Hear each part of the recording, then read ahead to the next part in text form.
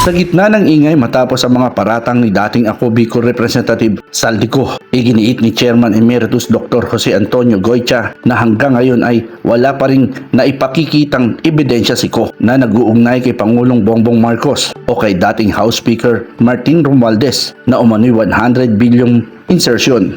Ayon kay Goycha, ang mga dokumento at listahan ng proyekto na ipinakita ni Ko ay bahagi lamang ng regular na budget process at wala umanong anumang utos o pahiwatig mula sa Malacanang na iugnay ang mga ito sa presidente.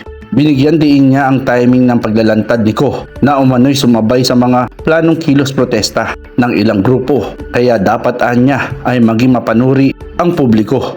Kinwestiyon din ni Goyta kung bakit hindi sa Senado o sa formal na investigasyon humarap si Ko at bakit mula sa iba pang bansa inilabas ang mga akusasyon. Ipinunto rin niya na mismong Pangulong Marcos ang nagbito ng 194 bilyong items sa 2025 budget. Patunay umano na hindi nito pinoprotektahan ang anumang questionabling insertion. Dagdag pa ni Goycha, hindi makatwiran na akusahan ang Pangulo sa flood control issue dahil siya mismo ang nag-utos ng investigasyon. Giit niya, ang bayan ang nangangailangan ng ebidensya, hindi ingay, at dapat manaig ang proseso at katotohanan.